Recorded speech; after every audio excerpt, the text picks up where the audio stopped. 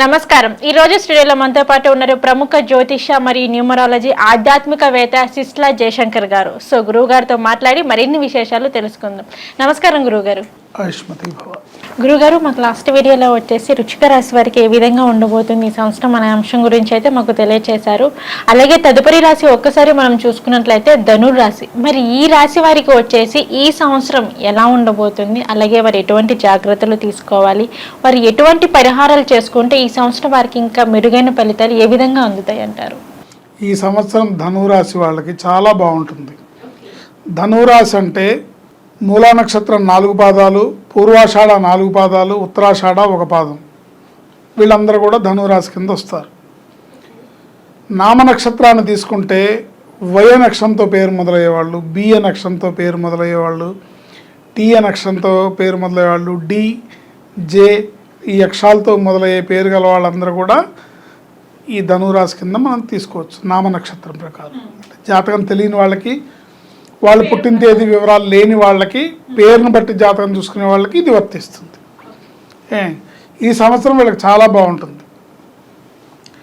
ఈ రాశిలో ఉన్న స్త్రీలకి, పురుషులకి, విద్యార్థులకి, ఉద్యోగస్తులకి, వ్యాపారస్తులకి, చిరు వ్యాపారులు అంటే చిన్న చిన్న వ్యాపారస్తులు కూడా ఈ సంవత్సరం వీళ్ళకి, ఈ రాశిలో ఉన్న వాళ్ళకి బ్రహ్మాండంగా కలిసి వస్తుంది.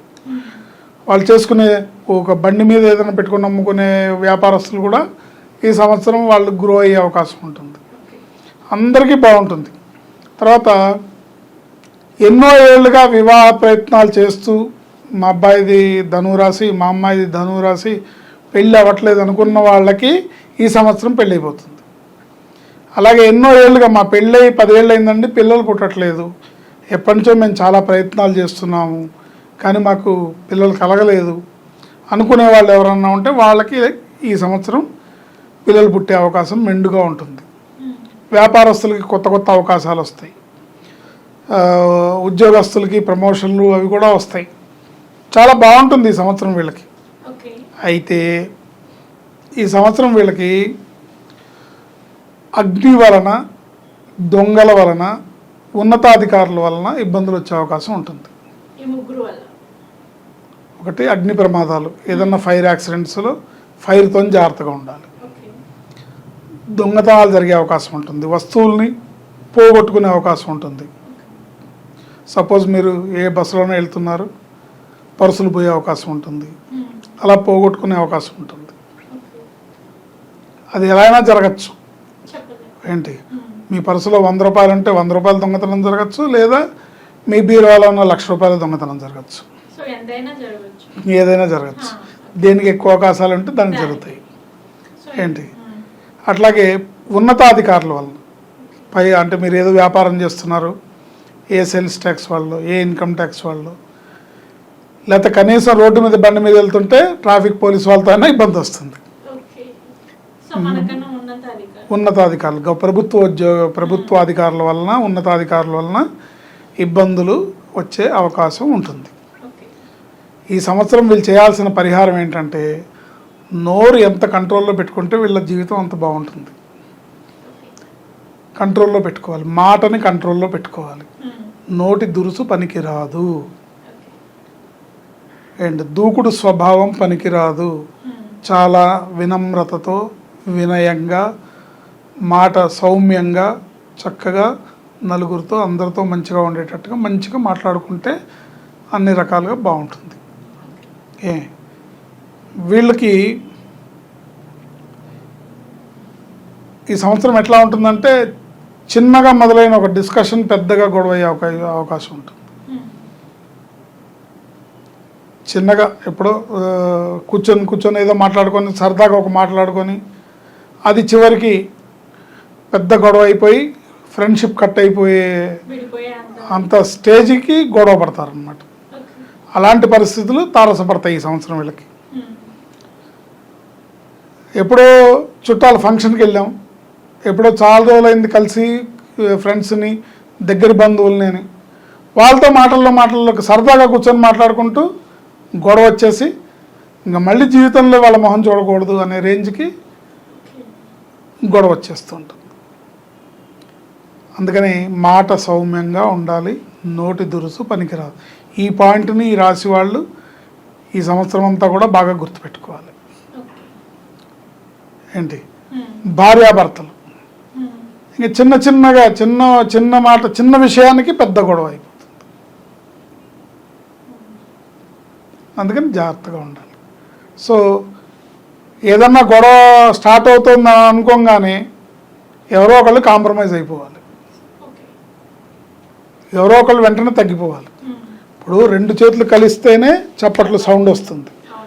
ఒక చెయ్యి పక్కకి వెళ్ళిపోయింది అనుకోండి, ఇంకో చెయ్యి ఎంత ఊపుకున్నా కూడా ఏం సౌండ్ రాదు. సో ఇద్దరు స్నేహితుల మధ్యలో కానీ, ఇద్దరు భార్యాభర్తల మధ్యలో కానీ, లేదా ఇద్దరు పార్ట్నర్స్, బిజినెస్ పార్ట్నర్స్ ఉంటారు. అలా కాదు ఇలా కాదు అలా అని మాట్లాడుకుంటారు. ఇట్లా చేద్దాం అట్లా చేద్దాం అంటారు. లేదు ఇదే కరెక్ట్ అని ఒక ఆయన అంటాడు, లేదు అదే కరెక్ట్ అని ఇంకో ఆయన అంటాడు. సో ఏదేమైనా సరే సామరస్యంగా కూర్చొని సాఫ్ట్గా మాట్లాడుకొని మీ అభిప్రాయాలని, మీ సూచనల్ని ఎదుటి వాళ్ళకి అర్థమయ్యేలాగా చెప్పుకోవడంలో మీరు కృతకృత్యులు అవ్వాలి. కానీ వాదించి ఇదే కరెక్ట్, చేస్తే చేయలా తెలియదని కుండ బద్దలు కొట్టినట్టుగా పుల్ల విరిచినట్టుగా మాట్లాడితే బంధాలు తెగిపోతాయి. ఇబ్బందికరమైన పరిస్థితులను ఎదుర్కోవాల్సి వస్తుంది, ఇబ్బందులు పడాల్సి వస్తుంది. చక్కగా జరిగే వ్యాపారం 2గా చీలిపోయే అవకాశం ఉంటుంది. చక్కగా నడిచే ఒక కుటుంబం 2గా విడిపోయే అవకాశం ఉంటుంది. ఒక స్నేహబంధం, ఒక బంధుత్వం విడిపోయే అవకాశం ఉంటుంది. ఇలాంటి వాటిల్లో ఈ సంవత్సరం వీళ్ళు అప్రమత్తంగా ఉండాలి. మిగతా అన్ని విషయాల్లో బాగుంది. ఓకే, ఒక్క నోటి దురుసు విషయంలో వచ్చేసి కాస్త గొడవలు కొట్లాటలు, చిన్న విషయాలకి గొడవలు కొట్లాటలు అయ్యే పరిస్థితికి ఈ అవకాశాలు ఎక్కువగా ఉంటాయి. ఎక్కువగా కాదు, అవకాశం ఉన్నప్పుడల్లా అది వచ్చేస్తుంటుంది. ఇద్దరు కూర్చొని మాట్లాడుకున్నారంటే ఎక్కడో వచ్చేస్తుంది. వచ్చేస్తుంది అనగానే ఇంక చంద్రముఖి వచ్చేస్తాం, మనం సైలెంట్ అయిపోవాలి.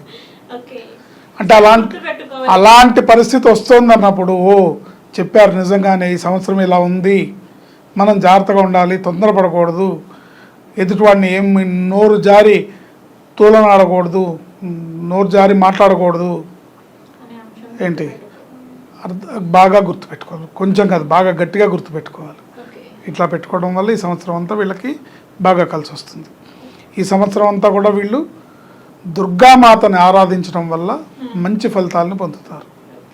ఏంటి, మరి దుర్గామాతని ఆరాధించడం వల్ల, దుర్గాదేవిని నిరంతరం స్మరించడం వల్ల, దుమ్ దుర్గాయే నమః అనే మంత్రాన్ని నిరంతరం జపం చేసుకుంటూ ఉండాలి. వీలున్నప్పుడల్లా మంగళవారం, శుక్రవారం అమ్మవారిని దర్శించుకొని అమ్మవారి కుంకుమను నుదుట ధరించి వీలైనట్టుగా అమ్మవారి స్తోత్రమో, పూజనో, పునస్కారమో మీ భక్తి కొలది, మీకున్న ఆసక్తి కొలది, మీరు పెద్ద పెద్ద హోమాలు యాగాలు చేయకపోయినా కనీసం దేవాలయానికి వెళ్ళి అమ్మవారిని దర్శించుకొని మనస్ఫూర్తిగా దండం పెట్టుకునే పరిస్థితి అన్నా అలవాటు ఉంటే ఈ సంవత్సరం అదృష్టం బాగుంది కాబట్టి మంచి పరిస్థితులు ఉంటాయి. కానీ దురదృష్టం ఈ రకంగా ఎంటర్ అయ్యే అవకాశం ఉంది కాబట్టి దాన్ని మనకు తెలుసుకొని మనం జాగ్రత్త పడితే బ్రహ్మాండంగా ఉంటుంది. అభివృద్ధి పదాన పయనిస్తాం. లేదంటే ఆ వచ్చే అదృష్టం ఎట్లా ఉంటుందంటే, అదృష్టం ఒక్కసారే తలుపు కొడుతుంది, దురదృష్టం తీసేదాకా కొడుతుంది. ఏంటి, కానీ గట్టిగా కొడుతుంది కదా అని దురదృష్టం అనుకొని ఒకసారి కొడితే అదృష్టం కాదేమో అనుకొని, ఇప్పుడు సపోజ్ తలుపు కొడితే అదృష్ట దేవత తలుపు కొడితే కాదమ్మా ఇవాళ కాదు రేపు రా అంటే మళ్ళీ రాదవాడే. అలా మన జీవితంలోకి ఎంటర్ అంటే నేను చెప్పే పోలిక మీకు అర్థమవుతుందో లేదో, అంటే మనకు అదృష్టం గోచారంలో అదృష్టం బాగుంది, ఈ సంవత్సరం బాగుంది. కానీ ఈ పరిస్థితుల వల్ల ఆ అదృష్టాన్ని కోల్పోయే అవకాశం ఉంది. నోటి దురుసు వల్ల, గొడవల వల్ల, కొట్లాటల వల్ల అదృష్టాన్ని కోల్పోయే అవకాశం ఉంది. ఇప్పుడు ఒక భార్యాభర్త గొడవ పడ్డారు, అది ఎంత స్థాయికి తారాస్థాయికి వెళ్ళిపోయిందంటే పాపం అమ్మాయి పెట్టి పట్టుకొని వాళ్ళ ఇంటికి వెళ్ళిపోయింది. ఏంటి, నువ్వేమో పిలవడానికి నీకు ఈగో, కావాలంటే ఆమెనే రమ్మనని నువ్వు అంటున్నావు, ఆయనకు అవసరం ఉంటే ఆయనే తీసుకెళ్ళమని ఆమంటుంది. మధ్యలో సఫర్ అయ్యేది పిల్లలు. ఏంటి, ఎవరి ఈగోలకు వాళ్ళు పోయినప్పుడు ఇంక ఈ సంవత్సరం ధనురాశి వాళ్ళకి బాగుందని చెప్పడంలో అర్థమే ఉంది కదా. సో దురదృష్టం ఎలా వచ్చింది, మీ నోటి దురుసు వల్ల, మీ ఆవేశం వల్ల, మీ తొందరపాటుతనం వల్ల వచ్చింది. ఆ విషయంలో అప్రమత్తంగా ఉండాలి అనేది ఇక్కడ మనం సూచిస్తున్న అంశం. దుర్గామాతని కొలవడం వల్ల, దుర్గామాతని ఆరాధించడం వల్ల మీరు ఈ పరిస్థితి నుంచి బయటపడి ముందుకు వెళ్తారు అని చెప్పడంలో ఎటువంటి సందేహం లేదు. దుర్గామాతని శుక్రవారం, మంగళవారం తప్పనిసరిగా దర్శించుకోవాలి. లేదా మీ ఇంట్లోనే పూజ చేసుకోండి, మీ ఇంట్లోనే కుంకుమార్చన చేసుకోండి, మీ ఇంట్లోనే మీకు చేతనైన పానకం వడపప్పు నైవేద్యం పెట్టినా అమ్మవారు కాదందు. మీరు పులిహార చేసిన నైవేద్యం పెట్టినా అమ్మవారు కాదందు. మీరు మహానివేదన పెట్టి పిండి వంటలతోని భోజనం పెట్టినా అమ్మవారు కాదందు. సో కనుక మీ శక్తి కొలది, మీ ఆసక్తి కొలది. ఇక్కడ శక్తి ఉండాలి, ఆసక్తి ఉండాలి. ఈ రెండింటితోని అమ్మవారి పాదాలను ఆశ్రయిస్తే తప్పకుండా ఇలాంటి బ్యాడ్ లక్ మన లైఫ్లోకి ఎంటర్ అవ్వకుండా ఉంటారు. అలాగే ముఖ్యంగా సూచించదగిన అంశం ఏంటంటే, గోచారంలో బాగుంది, గ్రహచారం కూడా బాగుండాలంటే మన జాతకం ఎలా ఉంది, మన గ్రహస్థితి ఎలా ఉంది, మన పేరు ఎలా ఉంది, మన పేరులో ఏమన్నా రాంగ్ నెంబర్ ఉందా, పేరులో ఉన్న రాంగ్ నెంబర్ వల్ల మనం ఇబ్బందులు పడతామా? ఖచ్చితంగా పేరులో రాంగ్ నెంబర్ ఉంటే ఇబ్బందులు పడతాము. అది మనకు తెలుసో తెలియదో ఒకసారి చెక్ చేసుకోవాలి, ఓసారి చూపించుకోవాలి. జాతకాన్ని చూపించుకొని పేరుని చెక్ చేసుకోవాలి. మనం ఏ పేరుతో పిలిస్తే అదృష్టం వస్తుంది, ఏ పేరుతో పిలిస్తే మనం దురదృష్టాన్ని కొని తెచ్చుకుంటున్నాం తెలియకుండా అనే విషయాన్ని తెలుసుకొని జాగ్రత్త పడటం వల్ల ఈ ధనురాశి వాళ్ళకి ఈ సంవత్సరం అంతా కూడా అద్భుతమైన అదృష్ట యోగాలు సూచిస్తున్నాయి అని చెప్పడంలో ఎటువంటి సందేహం లేదు. ఓకే గురుగారు, ధనురాశి వారికి వచ్చేసి ఈ సంవత్సరం ఏ విధంగా ఉండబోతుంది, అలాగే వారు ఎటువంటి జాగ్రత్తలు తీసుకోవాలి, అలాగే వారి యొక్క జాతకంలో చిన్న చిన్న దోషాలు లాంటివి ఏమైనా ఉన్నా కానీ దానికి వారు ఎటువంటి పరిహారం చేసుకుంటే ఈ సంవత్సరం బాగుంటుంది అనే అంశం గురించి అయితే మాకు చాలా చక్కగా తెలియజేశారు. ధన్యవాదాలు గురువుగారు. ఆయుష్మతి.